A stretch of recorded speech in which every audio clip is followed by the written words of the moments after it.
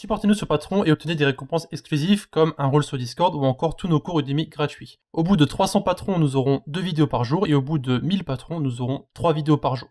Et bon visionnage à tous. Bonjour à tous, donc dans cette vidéo de Python, nous allons parler enfin des fonctions. C'est parti.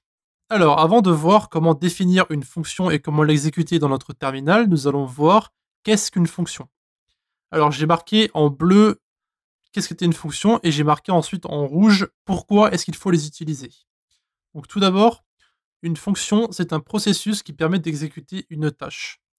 Et du coup, ça va marcher avec un système d'input et output. Donc du coup, vous allez rentrer des données à l'intérieur de votre fonction et il va en éjecter d'autres. Donc par exemple, vous allez rentrer un paramètre dans votre fonction et il va vous sortir une phrase avec le paramètre que vous avez rentré, par exemple. On verra ça un peu plus tard, dans la prochaine vidéo justement d'ailleurs.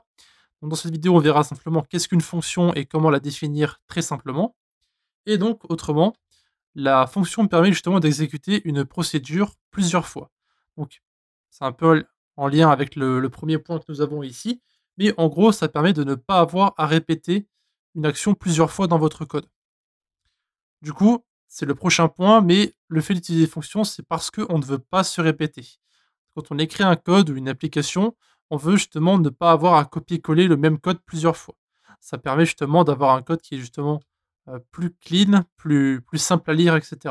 Donc imaginez si vous avez à copier plusieurs fois une fonction print dans votre code, si vous voulez afficher l'alphabet ou des choses comme ça par exemple.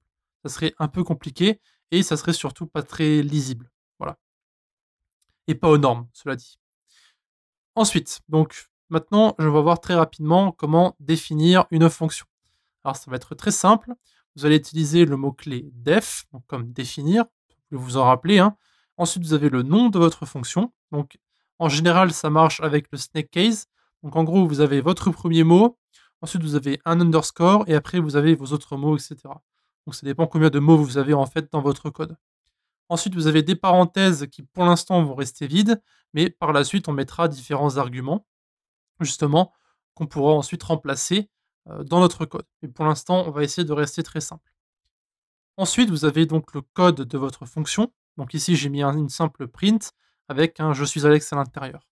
Et pour appeler notre fonction, on va simplement mettre le nom de notre fonction avec des parenthèses et ensuite on pourra simplement exécuter notre code.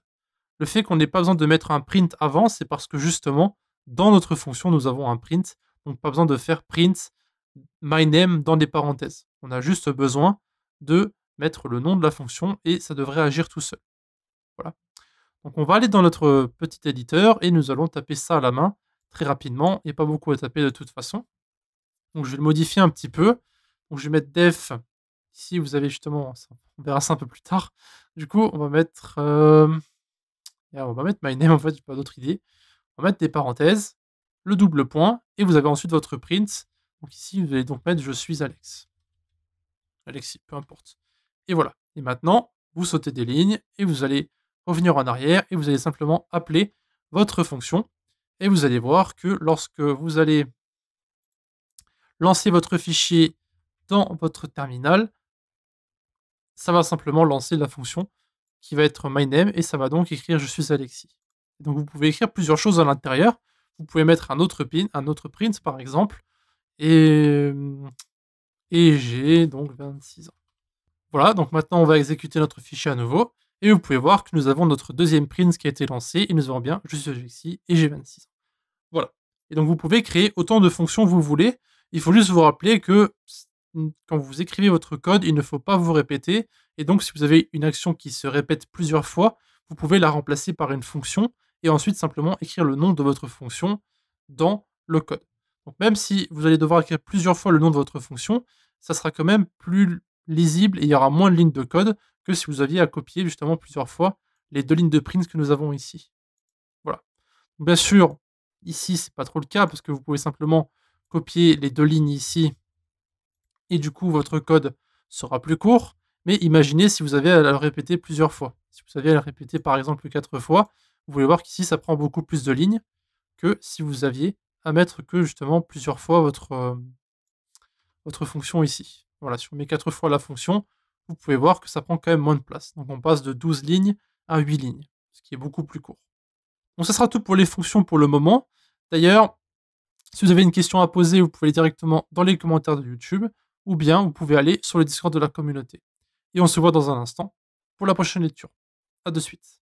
De plus, n'hésitez pas à visiter nos différents réseaux, donc eux aussi dans la description, Discord, notre blog, Facebook, Twitter, Google+, etc.